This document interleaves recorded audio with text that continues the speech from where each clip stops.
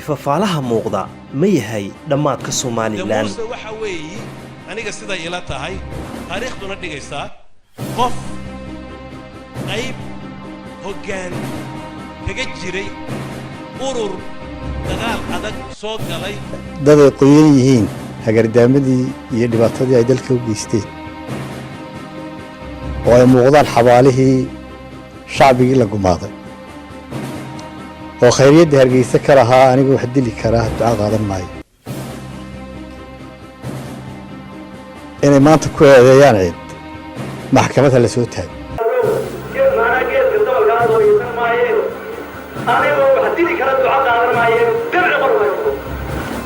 islaha professorku Muuse Amaan buu islahaa laakiinse miinuu ku qarxiyay professor musharaxa madaxweynaha u tartamaya wax qabadkiisa waxa inuu riday dagaal sokeeye oo wasiir daakhiliga ahaa wuxuu iclaamiyay dagaal sokeeye dagaalkii sokeeyena wuu dhacay waxa ku dhintay kumaan kun qof oo laga tiiraanyeysay oo laga naxo oo aan la jeclayn in la soo hadal qaado maxaa arintaas uu uga jeedaa professorku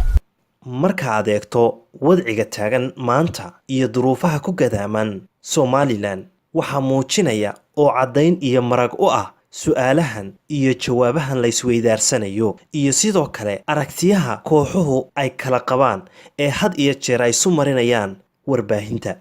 Professor Axmed Ismaaciil Samatar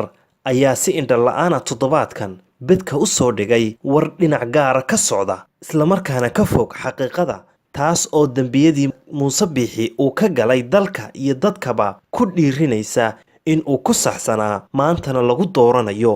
waxayse arrintaasi u muuqataa in Professor Axmed Ismaaciil Samatar xaabadii dabka lagu shidi lahaa uu diyaar gareeyay muuse waxa weeyi qof qayb hoggaan kaga jiray urur dagaal adag soo galay sida waddankan looga badbaadinayo dawlad khaayistay oo maxaan ku lahay violent hayd oo dictatorship sida looga badbaadayo wuxuu ka mid ahaa dadkii uu ahaa hormuudka ee arrinta soo galay buu taasi waa in la siiyo garashadeeda iyo maxaan ku lahay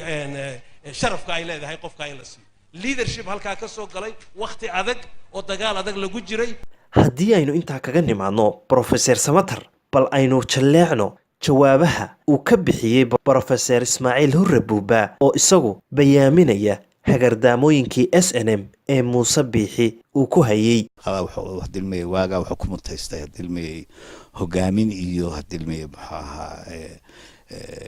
shaqo wanaagsan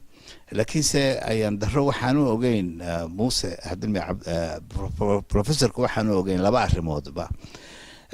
mu ogeyn bay ila tahay ambaba dilmay dawuu dilmay iska yara qariyay inuu Muuse kolkii uu joogay SNM-ta uu xidhnaa SNM-ta oo waliba case dilmay aad iyo aad u khatar ah oo dil mutaysta oo xidhnaa oo dilmay jidgooyo ku sameeyay dilmay u sameeyay gudoomiyihii dilmay ururka kolkaas Axmed Maxamed Silaanyo kolkaas isaga gudoomiye ahaa arrintaas dilmay waxay la tahay haduu professorku og yahay ambaba uu fiirsado waxay la tahay inaanu ku tilmaameen Muuse nin dilmay qabad iyo ku suntan dilmay dhaqan wanaagsan uu lahayn Muuse waqtigaas talabaad Muuse de wasiir buu soo noqday maaha nin intuu shalay meel kale ka yimid iska fadhiistay oo waligii shaqo dawladeed aan qaban ma ah waa kii wasiirka daakhiliga waddanka ka ahaa waqti soo adegarmis marka wuxuu leeyahay experience sida wasaarad loo maamulana wuu leeyahay geedka dabalkaa dooysan maayeen anigoo wax dili kara duca qaadan maayeen dabci qormayso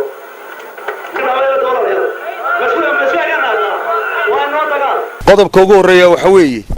wuxuu yidhi markii aan waraystay dad la tashaday waxaan ku raacay wax qabadkii markii uu ahaa wasiirka daakhiliga Muuse Biixi Cabdi qodobka labaad ee kalena wuxuu yidhi waxaan ku raacay isla markaa oo wasiirka ahaa go'aan qaadashada kaliya intaa kuma koobna balse dadka ka jawaab celiyay iyaguna waxaa ka mid ah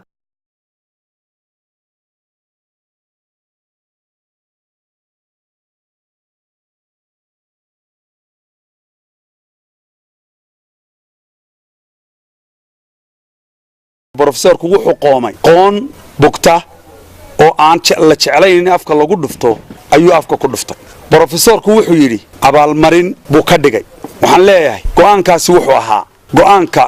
mahmaahda caankii ka baxday ee ah anigoo oo wax dili kara duco qaadan maayo Soomaalilandna way wada taqaanaa brofesorku go'aankaasu raacay afkuuna ku dhuftay inuu go'aanka raacay waxa kale oo uu wax raacay oo go'aanka ku dhuftay isna labaad uu ahaa wax qabadkii markuu wasiir daaqiliga ahaa brofesor musharaxa madaxweynaha u tartamaya wax qabadkiisi waxa inuu riday dagaal sokeeye marka uu ahaa inta kale oo dhan geli maayo marka uu wasiir daaqiliga ahaa wuxuu iclaamiyay dagaal sokeeye dagaalkii sokeeyena wuu dhacay waxa ku dhintay kumaan kun qof oo laga tiiraanyeysay oo laga naxo oo aan la jeclayn in la soo hadal qaado maxaa arintaas uu uga jeedaa brofesorku su'aashaasi aday ku taala ummadan saad uga qancin lahayd boogta aad damaqday saad uga qancin lahayd brofesor aday ku taala mar labaad bal aynu dhugano oo aynu dhageysano jawaabta uu ka bixiyay dhibaatooyinkii hurgumooyinkii iyo colaadihii uu ka huriyay Somaliland Muuse Bixi Cabdi Professor Buba ayaa mar labaad arintaasi ka jawaabaya ويري هدلمي وعشان وموسى كمتيستي هدلمي مدحنما يو هدلمي محاها كرتبة كلكو أها وزير كداخلية ده حكمكي هدلمي ومدحوينا كأها محمد إبراهيم عقال رنتينا وين أكسونا رنتاسي دبعتها أي قوة abuurtay dadka hadilmay Soomaaliland iyo arrimaha hadilmay aad u fooshaxun leh waqtigaas hadilmay muxuu ahaa Muuse hadilmay loo aanayay inuu isagu ka dambeeyay oo dagaalkii hadilmay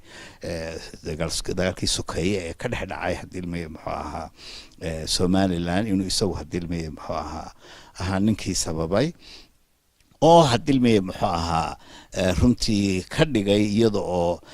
qayb kamid ah hadilmay SNM kulkaas ay mowqif siyaasi oo sheegtay ka dhigay arintaas inay tahay arin hadilmay muxuu ahaa mutaystay in dagaal iyo lagu barakiciyo hadilmay qayb dhan oo hadilmay muxuu ahaa dadka reer Soomaaliland labada arrimood ba hadilmay uu soo qaaday arrimo kaleba waxay ila tahay inay aad u muujinayaan professorku inaanu si wanaagsan أنا هدلمي محاها أنا وقال عن تاريخ السياسي الصومالي أنا هدلمي قويا وحلقيا بهدلمي محاها بروفيسور نيمو يوجود هندن هدلمي محاها علمي لويان لكن سأرمها وسوق هذا ويصير هدلمي موسى هدلمي كو أمان وحيلتها إنه مينا كو قرحية عن لو باهنين هدلمي محاها وقت كان بين كل وجرنا موسى وهدلمي محاها دباتمو يعني وحكله هدلمي محاها وكيناين waxyaabaha ka socda Somaliland iyo aragtiyahan hirdamaya waa kudkii oo kaba loo tolay waana soo celinta xanaftii iyo xanuunkii sagaashanaadkii waxay si su'aashu tahay arrimahan ma horseedi doontaa dhamaadka Somaliland